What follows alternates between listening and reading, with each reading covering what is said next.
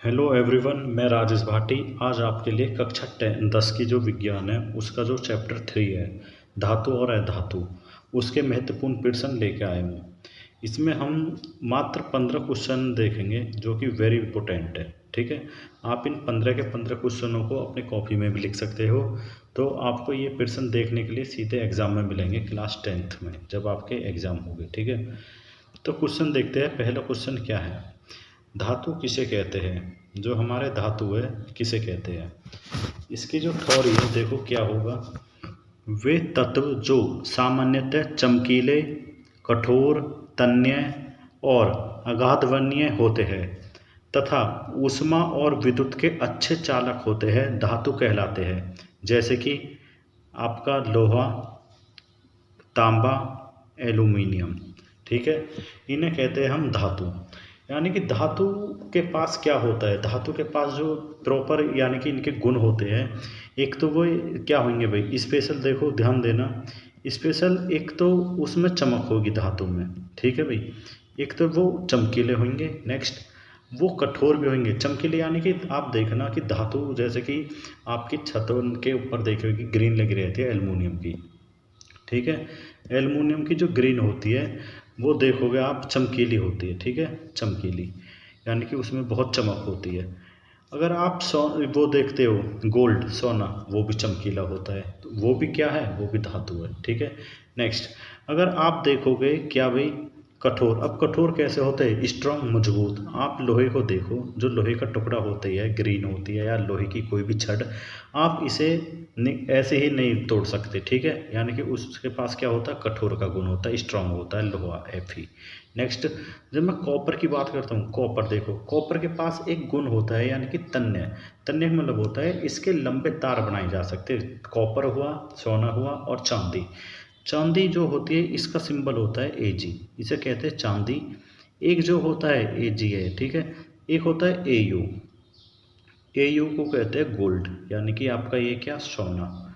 ठीक है भाई, जो ये सोना है और गोल्ड और चांदी, इनके पास होता है तन्य का गुण। ठीक है, तन्य का मतलब होता है किसी भी चीज़ को यानी कि इनके बारीक तार बनाना। ठीक है, आपने देखा होगा गोल्ड को पीट पीट के उसके खींच खींच के लंबे तार बना दिए जाते हैं, इसे कहते हैं तन्य, तार बनाना। तयफोर तन्य, तयफोर तार बनाना। नेक्स्ट अगाध वर्णीय। अगाध वर्णीय का मतलब होता है किसी भी चीज़ को, जैसे एल्युमिनियम है, ध्यान देना, एल्युमिनियम की क्या बना रखे, चादर।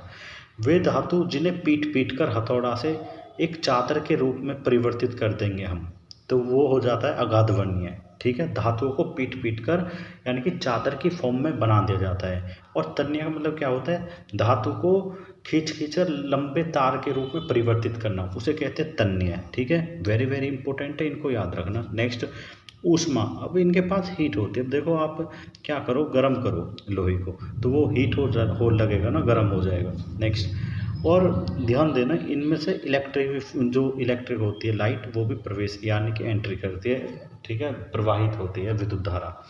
विद्युत के अच्छे चालक होते हैं यानी कि गुड कंडक्टर होते हैं ये। ठीक है, धातुओं के पास क्या गुण होंगे, एक तो वो चमकीले होते हैं, कठोर होते हैं, तन्य होते हैं और अगाध वर्णीय होते हैं, और ऊष्मा और विद्युत के अच्छे चालक होते हैं।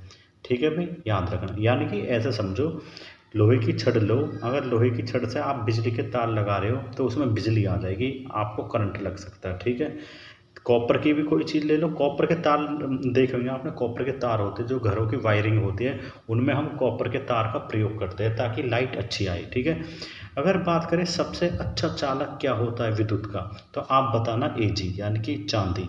चांदी होती है विद्युत का सबसे अच्छा चालक। नेक्स्ट दूसरे नंबर पे हम कॉपर को रखेंगे, जिसे हम तांबा बोलते हैं, तांबे का तार।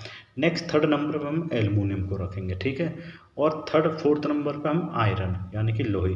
आपने देखा कभी कभी लोहे के तार भी आपको देखने को मिलते हैं। ठीक है, वायरिंग में। नेक्स्ट हम दूसरे क्वेश्चन की तरफ चलते हैं कि सेकंड क्वेश्चन हमारा क्या है। नेक्स्ट देखो, थर्ड क्वेश्चन देखो, ये लोहा है और ये तांबा है जिसे कॉपर बोलेंगे, ये एल्यूमिनियम है। नेक्स्ट अधातु किसे कहते हैं, जो आपके अधातु है इसे क्या बोलते हैं, ध्यान देना, वेरी इंपॉर्टेंट है ये भी अधातु के बारे में। वे तत्व जो सामान्यतः ऊष्मा और विद्युत के कुचालक होते हैं। देखो इस लाइन को पकड़ो, यानी कि कुचालक जहाँ भी आएगा आपको याद आनी चाहिए ये बेड कंडक्टर है, ठीक है। कुचालक का मतलब है कुचल दो, यानी कि बेड, जो आदमी बेड होता है उसे हम कुचल देते हैं, ठीक है। यानी कि इसके पास कुछ नहीं है, ना तो ये ऊष्मा की गुण है इसमें, ना विद्युत, ठीक है भाई। तथा ये भंगुर होते हैं, अधातु कहलाते हैं, जैसे ऑक्सीजन, सल्फर, कार्बन, ठीक है भाई। भंगूर का मतलब देखो, इस भंगूर है पकड़ना कि भंगूर है क्या। भंगूर का मतलब होता है अगर आप अधातु लेते हो कोई भी, अब जब अधातु लेके यानी कि कार्बन ले लो, कार्बन, ठीक है भाई, कार्बन ले लिया, कार्बन का टुकड़ा ले लो, ठीक है। मान के चलो आपने कार्बन ले लिया, ये रहा कार्बन। देखो अब समझ में आएगा आपकी, में ध्यान से देखना। देखो भाई, आपने ले लिया गंधक, ठीक है, सल्फर, ये है कार्बन, ठीक है, जो ब्लैक ब्लैक है ये कार्बन है। यह है क्लोरीन जो कि गैस है। यह है फास्फोरस, जिसे हम पी से डिनोट करते हैं, फास्फोरस, ठीक है भाई। अब जो सल्फर है इसे एस से डिनोट करेंगे, सल्फर एस, कार्बन को सी से, क्लोरीन को सी एल से, ठीक है।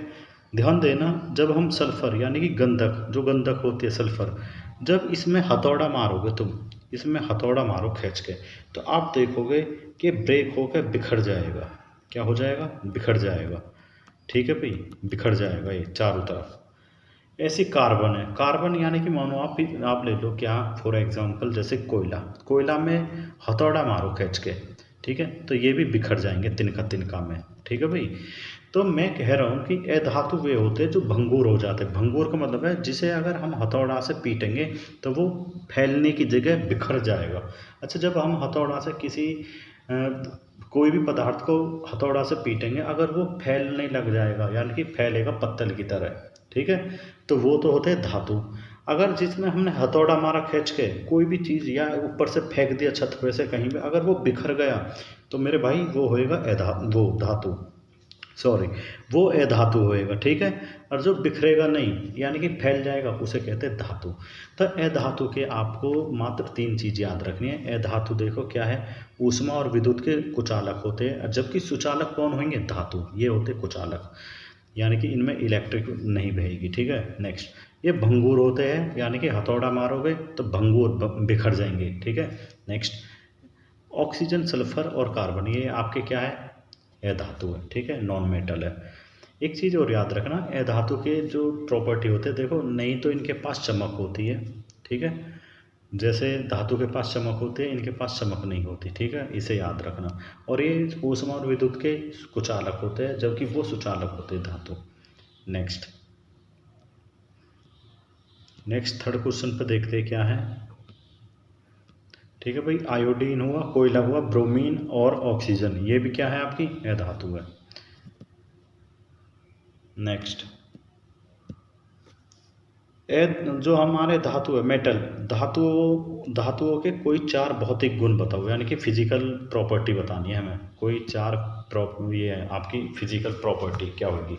देखो, नंबर 1 है चमकीले होते हैं, अभी मैंने बताई। धातु कैसे होते हैं? चमकीले। जबकि अगर इधर हम बात करें अधातु की, धातु,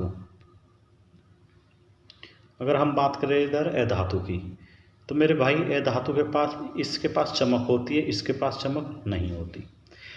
विद्युत के अच्छे चालक होते हैं, जबकि ये कुचालक होते हैं। ये होते सुचालक, ये होते कुचालक के, यानी कि बेड कंडक्टर। नेक्स्ट, ऊष्मा के अच्छे चालक होते हैं, जबकि ये नहीं होते। पीट कर चादर बनाई जा सकती है, जबकि इन्हें अगर पीटोगे आप तो ये फैल जाएंगे, ठीक है, टुकड़ा इनके बिखर जाएंगे, कन कन कन, दूर दूर। जबकि इन्हें पीट कर इनकी चादर बना दी जाती है, जैसा आपने देखी होंगी, मान एल्युमिनियम की चादर, आपकी छतन पे जो टीन की चादर बनाई जाती है, ये जो चादर नहीं होती टीन की छतन पे, तो ये, तो इन्हें पीट कर चादर के रूप में परिवर्तित कर सकते हैं, जबकि इन्हें नहीं, ठीक है। अच्छा, धातु का एक और गुण होता है, दो वेरी वेरी इंपॉर्टेंट है, जो एक तो एक तन्य होते हैं धातु, और एक अगाधवर्णीय होते हैं। तन्य का मतलब खींच के तारों में परिवर्तित कर सकते हैं, और अगाधवर्णीय का मतलब क्या होता है? यही, पीट कर चादर के रूप में परिवर्तित करना, ये इस गुण को कहते हैं अगाधवर्णीय। नेक्स्ट, देखो,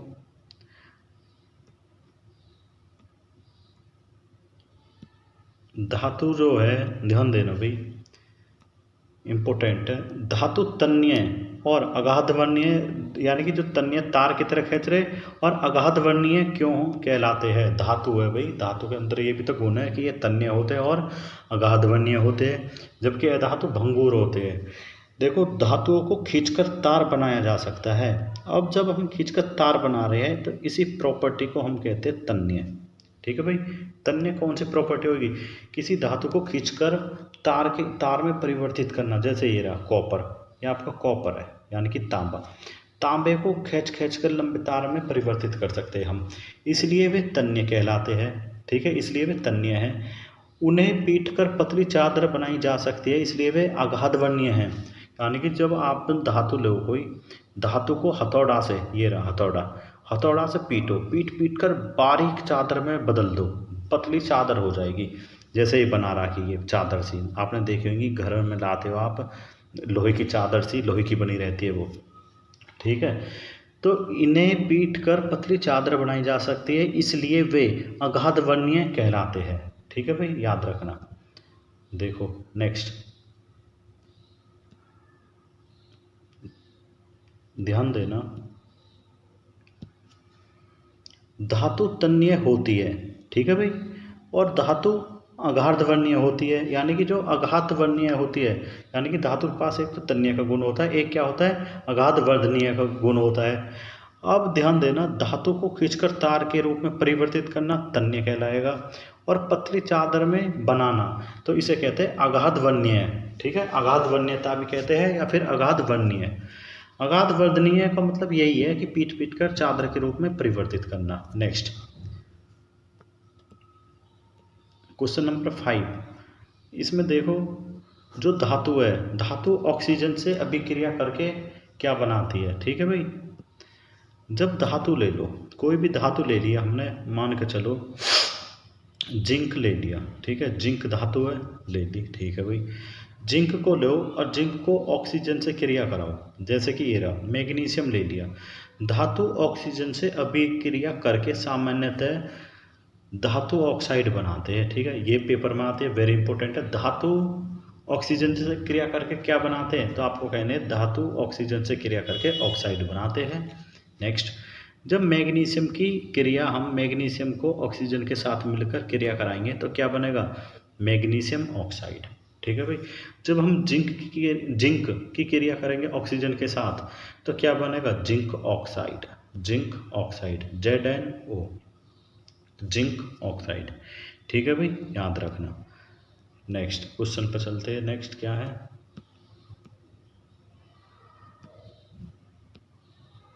अधातु ऑक्सीजन से अभिक्रिया करके क्या बनाते हैं?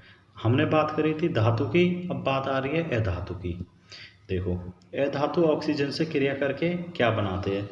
अधातु सामान्यतः, यानी कि नॉर्मली, ऑक्सीजन से अभिक्रिया करके अम्लीय या उदासीन ऑक्साइड बनाते हैं।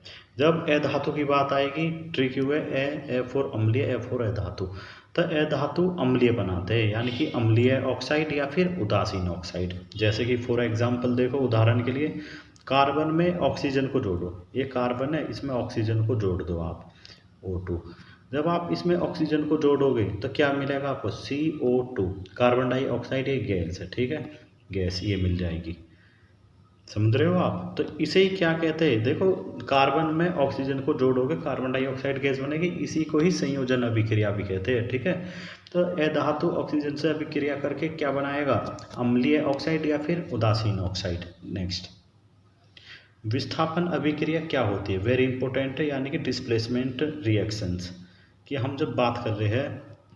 विस्थापन अभिक्रिया ऐसी अभिक्रिया जिसमें अधिक क्रियाशील धातु कम क्रियाशील धातु को उसके यौगिक से विस्थापित कर देती है, विस्थापन अभिक्रिया कहलाती है। जैसे कि ध्यान देना, यानी कि अधिक क्रियाशील धातु, जो ये जिंक है, ये बहुत अधिक क्रियाशील धातु है, कॉपर कम है। देखो मैं ऐसे बताऊंगा, अधिक है तो प्लस लगा रहा हूँ मैं, कम है तो माइनस। अब आप बताओ, ये पॉजिटिव है, ये ऋणात्मक नेगेटिव है, तो पावरफुल यही है ना, तो इसे उखाड़ के या इसे इसके स्थान से हटा के फेंक देगा जिंक। तो जब जिंक इसे हटा हटा दिया कॉपर, तो किसके साथ जुड़ जाएगा? जिंक सल्फेट के साथ। तो जिंक किसके साथ जुड़ गया? जिंक सल्फेट के साथ। अब जो अकेला बचा तो इसे अकेला रख दो बिल्कुल। क्यों ऐसा क्यों हो? क्योंकि जो जिंक है, जिंक पावरफुल है जबकि कॉपर पावरफुल नहीं है। याद रखोगे इस ट्रिक है। इसे नेगेटिव लगाओ तो ये इसे उखाड़ के या इसे इसके स्थान से हटा के फेंक देगा। ऐसा क्यों होता है? देखो ऐसा इसलिए होता है, मैं अब बताता हूँ, नेक्स्ट क्वेश्चन में आएगा ये क्रियाशीलता श्रेणी, इसलिए इससे समझोगे आप ऐसा क्यों होता है। देखो भाई, मैंने कही है जिंक, हम बात कर रहे हैं जिंक की। जिंक किसे हटा रहा है? कॉपर को। जैसे कि जिंक की क्रिया हम करा रहे हैं किससे भी? कॉपर सल्फेट से, CuSO4। इसके साथ अभिक्रिया कराएंगे तो हमें क्या मिला? जिंक इसे हटा रहा था इसके स्थान से, किसके साथ जुड़ रहा था? सल्फेट के साथ। तो जिंक सल्फेट ZnSO4, जिसे हम जिंक सल्फेट कहते हैं, बचा क्या? जो कि कमज़ोर है वो अलग हो जाएगा, कॉपर। ठीक है भाई, कॉपर अलग हो गया। ठीक है, अब ध्यान देना आप मेरी बात को। ये जो अभिक्रिया है, ये जो आप देख रहे हो ना क्रियाशीलता है, जो ये पोटेशियम है ये बहुत पावरफुल है सोडियम से भी। अब सोडियम से, जो सोडियम पावरफुल है वो कैल्शियम से, ये इससे, यानी कि सबसे ज़्यादा पावरफुल है पोटेशियम, सबसे कम है आपका गोल्ड, AU गोल्ड कहते हैं, सोना। अब सोने से ज़्यादा पावरफुल तुम्हारा AG, जिसे हम क्या कहेंगे भाई? चांदी, सिल्वर।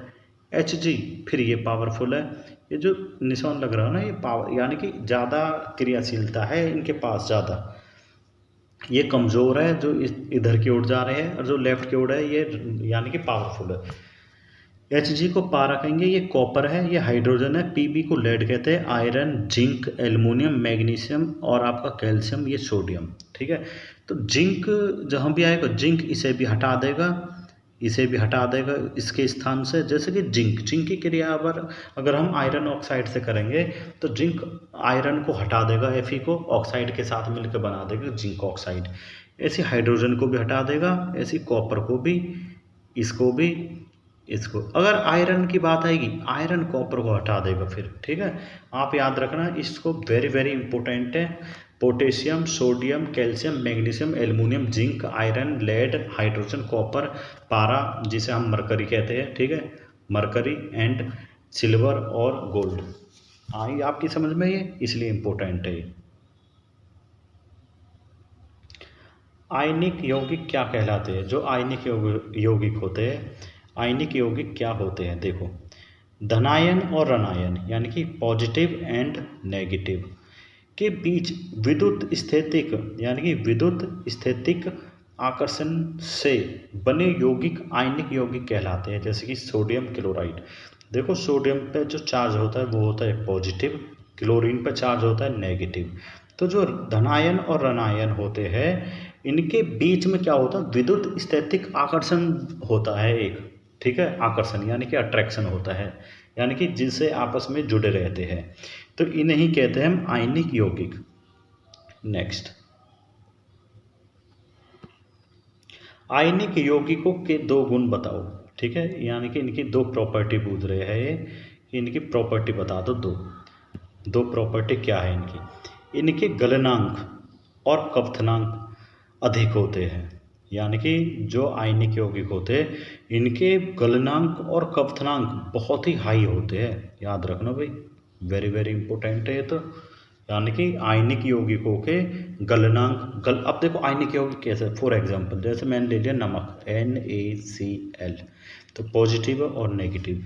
ध्यान देना, इसका गलनांक भी बहुत अधिक होगा और इसका कवथनांक भी बहुत। कवथनांक का मतलब हो बॉइलिंग पॉइंट, गलनांक फ्रीजिंग, यानी कि कवथनांक यानी कि आप नमक गर्म करो तो बहुत ज़्यादा वो टेम्परेचर चाहिएगा, तो इनका जो कवथनांक भी बहुत अधिक होएगा और गलनांक भी। ये पिघली हुई अवस्था या जलीय विलयन में विद्युत का संचालन करते हैं।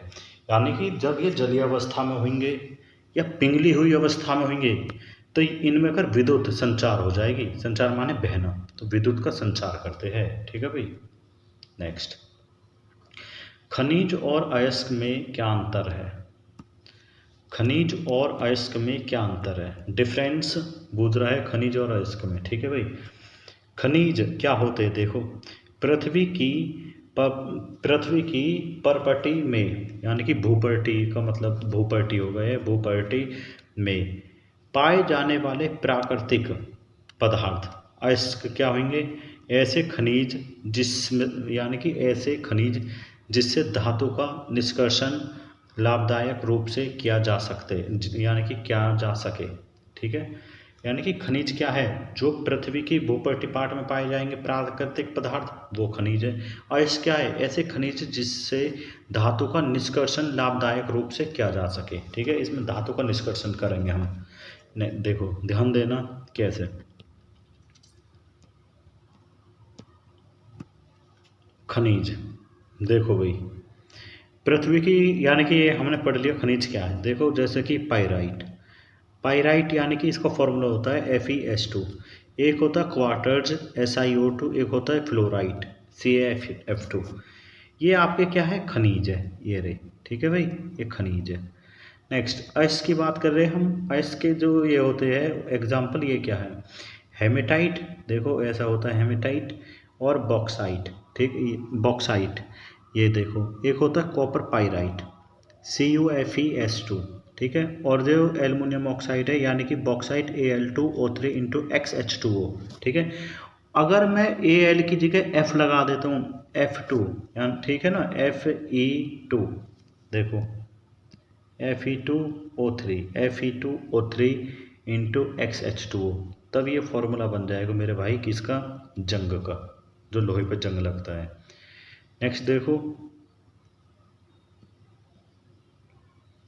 नेक्स्ट में क्या है, ध्यान देना। अच्छा, इसके बारे में मैंने बता दिया, ठीक है, इसको आप देख लेना। संचारण क्या होता है? वेरी वेरी इंपॉर्टेंट है भाई, बहुत इंपॉर्टेंट है। आप सोचो पेपर में अगर इससे क्वेश्चन नहीं आया ना, संचारण से कुछ नहीं आया, जरूर पेपर में आता है संचारण।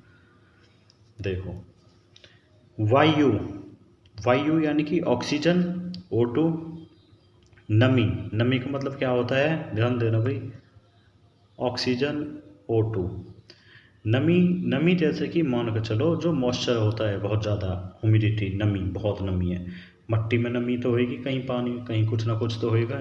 जब मट्टी खोदोगे तो मट्टी के ऊपर कुछ भी नमी है आदि। नमी आदि के प्रभाव से धातु की सतह पर, कोई रॉड ले लो, अब इसकी सतह पर ध्यान देना भाई, मैं एक रॉड ले रहा हूँ, ठीक है, मैंने ले ली एक रॉड, ये रॉड है, ये ले ली मैंने रॉड। अब इसकी सतह पर, यहाँ पर सतह पर क्या होएगा? धीरे धीरे खराब होना, क्या, यानी कि धीरे धीरे खराब होना चालू हो जाएगी। ये कोई रॉड है लोहे की, ठीक है, ये खराब होना चालू हो जाएगी। तो इसकी सतह पर जो खराब होएगा इसे ही हम संचारण कहते हैं। जिस प्रकार for example, very very important है, लोहे पर जंग लगना क्या कहलाता है? तो आप कहोगे संचारण कहलाता है। ठीक है, तो लोहे पर जंग लगना संचारण। जैसे कि देखो ध्यान देना, अब ये गेट है लोहे का, ठीक है, अब इस लोहे के गेट पर देखो आप ध्यान से, अब लोहे के गेट पे लोहा कैसे कलर में बदल जाएगा? हल्का सा भूरा भूरा, है ना, लाल भूरा, तो लोहे पर जंग लगना। नेक्स्ट, कोई गाड़ी है खड़ी है बहुत दिन से पार्किंग में, तो वो पुरानी कार का क्या हो जाए? खराब होने चालू हो जाएगी, कार है खराब हो जाएगी, कोई बाइक है उस पर जंग लगने खराब। नेक्स्ट, पाइप में जंग लगना, पाइप देखो ऐसा हो जाएगा हल्का सा रेड, यानी कि भूरा लाल। ठीक है ना भाई, ध्यान दो। ऐसे ही हम संक्षारण की प्रक्रिया, लोहे पर जंग लगना, जैसे कि ताज़ा लोहा, यानी कि लोहे की कील है, लेके आए आप चोबा नया नया, तो उसमें क्या होएगा? फिर देखो वायु में नमी है, वायु में क्या भाई? नमी है। अब वायु में नमी होने के कारण क्या होएगा? नमी का मतलब क्या है? पानी के कारण लोहे ऑक्सीजन से अभिक्रिया करता है। भाई इसमें पानी है, देखो ध्यान दो, ये रहा, इसके साइड में ये चिपक रहा है पानी, तो ये जो पानी है ये लोहे और ऑक्सीजन, आपको पता है ऑक्सीजन बहुत सारी है आपके वायुमंडल में, तो इसके साथ अभिक्रिया करेगा। अभिक्रिया करने के बाद कुछ दिन बाद आप देखोगे क्या होएगा? लोहे पर जलयुक्त लोहे, यानी कि ऑक्साइड जंग बन जाएगा। ठीक है मेरे भाई, समझ में आई आपकी बात? अब देखो ध्यान देना, संचारण के बारे में देखो, और ये आपकी समझ में आ गई होगी, ध्यान देना।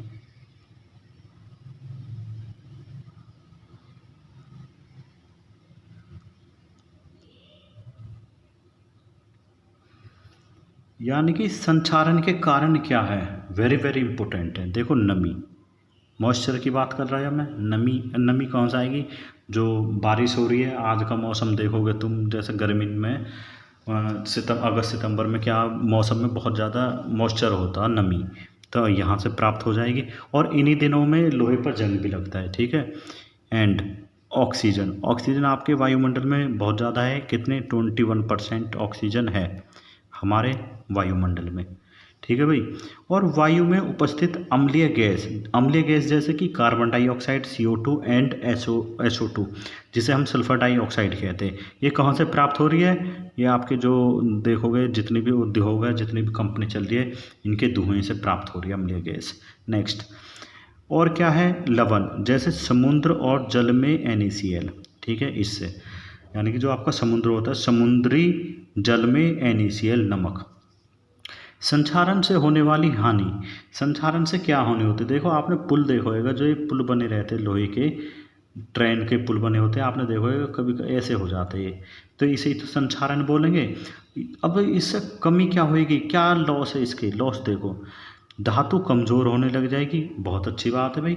अब धातु जिस पर जंग लग गई, उसे तुम किधर भी मोड़ सकते हो, टूट भी सकती है कभी भी वो, क्योंकि वो कमज़ोर हो चुकी है, वीक हो चुकी है। नेक्स्ट, मशीन या पुलों, इमारतों आदि की आयु कम हो जाती है। अब मान लो अगर ये पुल चलता 200 साल, अब ये पुल अगर जंग लग गया, इस पर संक्षारण होना चालू हो गया, तो अब चले गए 100 साल, या फिर पता चली 50 साल ही चला, क्योंकि बीच में से टूट जाए, ब्रेक कर जाए। और सबसे इम्पोर्टेंट है, जो कि हर बच्चे गलत करेंगे, कैसे, अगर कोई आपसे कह लगे कि किसी धातु में, लोहे की में जंग लगना चालू हो गया, तो बताओ उसका जो वजन होएगा, वजन बढ़ेगा या कम होएगा, वेट। तो बहुत से बच्चे सोचेंगे कि उसमें जंग लगना चालू हो गया, यानी कि एक नई परत आ गई, तो उसका लोहे का वजन कैसा हो जाएगा, बढ़ जाएगा, लेकिन गलत। जब भी लोहे पर जंग लगेगा, तो जंग लगने से उसमें जो बाहरी, यानी कि बाहरी आर्थिक हानि होती है, यानी कि समझो आप, जंग लगने से उसके वेट में लॉस होएगा, ठीक है, वजन कम होएगा, ठीक है भाई। जो वेट है उसका वेट कैसा हो जाएगा, कम, ठीक है, ना कि बढ़ेगा। नेक्स्ट, अब हम इससे बचे कैसे, भाई ये भी तो एक पॉइंट है कि अब हमें बचना कैसे है, इससे बचाओ हमें। आपके मन में आ रहा होगा सवाल कि भैया हम इनसे अब बचेंगे कैसे, अगर इतनी खतरनाक है तो ये संक्षारण। देखो, आप लोहे की जो भी गेट है, ध्यान देना, ये गेट है जो, अब इस गेट पर क्या करना मेरे भाई, पेंट करना चालू कर दो, ठीक है। पहला पॉइंट है, लोहे के उस पर गेट पर पेंट करो। पेंट की परत हवा और नमी को धातु तक पहुंचने नहीं देती। भाई पेंट ऐसा क्या कर रहा, पेंट आपका कर ये रहा, जो नमी है ना, नमी नमी कहाँ से आ रही है, हवा में, और हवा से नमी आ रही है, और नमी तक, वो जो नमी है ना, हवा आपके धातु में, जो धातु है लोहे की, उस तक पहुँचन नहीं देगा ये पेंट, ठीक है। नेक्स्ट, तेल या ग्रीस लगा दो, ठीक है, वेरी इंपॉर्टेंट है, तेल या ग्रीस। सबसे ज़्यादा पेपर में आता है गैल्वेनीकरण, जो ये गैल्वेनीकरण है, वेरी वेरी इंपॉर्टेंट है। देखो तेल या ग्रीस लगाने से क्या होएगा, परत नमी और हवा से बच जाएगी, ठीक है, ग्रीस लगा देते हैं। नेक्स्ट, गैल्वेनीकरण वेरी वेरी इंपॉर्टेंट है, इसको याद रखना, वेरी इंपॉर्टेंट है, मैं लिख के दे रहा हूँ, पेपर में यही आएगा, गैल्वेनीकरण और पेंट करना। लोहे पर जस्ता, यानी कि जिंक, जो मैं कह रहा था, ZN, जिंक की परत चढ़ा देते हैं। अच्छा, गैल्वेनीकरण में होता क्या है, इसमें होता कुछ नहीं है, जो हमारी परत होती है, मान के चलो किसी के पास कोई लोहे का कूलर है, अब नीचे जंग लग गया, तो कुछ मत करो, इसके नीचे एक परत चढ़ा दो, किसकी, जिंक की, ठीक है भाई, जिंक की परत चढ़ा देंगे नीचे, तो इससे ये बच जाएगा। और मिश्र धातु बनाना, यानी कि मिश्र धातु, जैसे स्टेनलेस स्टील, ठीक है भाई, स्टेनलेस स्टील ले लो, और संक्षारण से बचने में मदद मिलेगी मिश्र धातु से बनाना। और नंबर 5 है विद्युत लेपन, यानी कि इलेक्ट्रो पेंटिंग कर दो। जो आप देखोगे इलेक्ट्रोप्लेटिंग, यानी कि कभी कभी आपने देखा होगा विद्युत लेपन, यानी कि धातु की क्या कर देंगे हम, लेप कर देंगे धातु का। ठीक है, धातु पर अन्य धातु की परत चढ़ाकर संक्षारण रोका जा सकता है। तो आपको कैसा लग रहा है अभी मेरा पढ़ाना? आप प्लीज़ वीडियो में लाइक करना और वीडियो में कमेंट ज़रूर करके बताना कि भाई अच्छा पढ़ा रहे हो या कैसा भी, जो तुम्हारा दिल कर रहा हो ऐसा कमेंट करना। लोहे को जंग से कैसे बचाया जा सकता है? देखो, मैंने इसी क्वेश्चन को करने का कोई फ़ायदा नहीं है, फिर भी मैं बता रहा हूँ, मैंने बता दिया। पेंट करके, तेल ग्रीस लगाकर, गैल्वेनीकरण इसके, यानी कि गैल्वेनीकरण करके और मिश्र धातु बनाकर हम इससे बच सकते हैं, लोहे से जंग। ठीक है, फॉर्मूला Fe2S, देखो फॉर्मूला क्या होगा, Fe2O3 इंटू XH2O, याद रखना। नेक्स्ट, मिश्र धातु क्या है? बताइए मिश्र धातु क्या है? अब जो मिश्र धातु होती है, दो या दो से अधिक धातुओं अथवा एक धातु और एक अधातु समांगी मिश्रण को मिश्र धातु कहते हैं। भाई आप समझे इस बात है? ये कहना चाह रहा कि एक तो ले लो धातु या एक ले लो अधातु, लेकिन लेनी है वे समांगी, समान मिश्रण की लेनी है। अगर मान लो 2 ग्राम ये ले ली तो 2 ग्राम ये ले लो, या 2 ये ले ली 3 ये ले लो, तो समान मिश्रण की होनी चाहिए। ऐसा नहीं है कभी धातु धातु धातु ही मिला दो। तो आप देखोगे मिश्र धातु तभी बनेगी, जैसे पीतल। पीतल कैसे बनता है? तांबा ले लिया और जस्ता, यानी कि Cu ले लिया, कॉपर एंड जस्ता Zn। जब हम इनका मिश्रण कर देंगे तो हमें पीतल प्राप्त हो जाएगा, धातु। ठीक है, याद रखना। ऐसे याद रखो, दो या दो से अधिक धातुओं अथवा एक धातु एक अधातु के समांगी मिश्रण को मिश्र धातु कहते हैं। बस इंपॉर्टेंट यही है भाई। हम धातु या धातु पढ़ रहे, धातु और अधातु दोनों को मिला दो, समांगी मिश्रण, तो उसे ही हम क्या कह देंगे, मिश्र धातु कह देंगे। नेक्स्ट, जो कि वीडियो का लास्ट क्वेश्चन है, वेरी इंपॉर्टेंट भी है और बहुत ज़्यादा बच्चे इसमें फंसते भी है इस क्वेश्चन पे। देखो, सोडियम जिसे हम कहते हैं Na, पोटेशियम जिसे हम कहते हैं K को मिट्टी के तेल में क्यों रखा जाता है? इंपॉर्टेंट क्वेश्चन है, अच्छा क्वेश्चन है। ये अत्यधिक क्रियाशील धातु है, यही क्वेश्चन था, इसका आंसर ये मिल गया। ठीक है मेरे भाई ये कहना ये चाह रहे हैं कि इनको मिट्टी के तेल में क्यों रखते हैं, इन्हें खुला क्यों नहीं छोड़ रहे तुम, या पानी में छोड़ दो।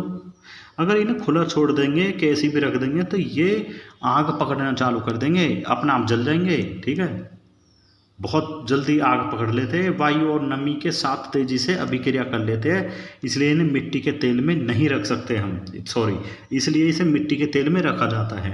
यानी कि वायु तथा नमी के साथ तेजी से अभिक्रिया, यानी कि आग पकड़ लेते, इतने वो होते हैं एक्टिव, अभिक्रिया करके क्या कर लेंगे, आग पकड़ लेंगे, इसलिए क्रियाशील होते हैं, बहुत अत्यधिक क्रियाशील है, इसलिए इन्हें मिट्टी के तेल में रखा जाता है। भाई वेरी वेरी इंपॉर्टेंट है।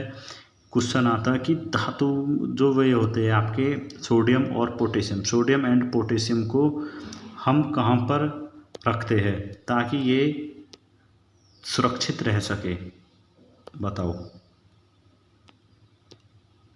तो भाई ये बिल्कुल हम इन्हें सुरक्षित रख सकते हैं, कहाँ पे, मिट्टी के तेल में।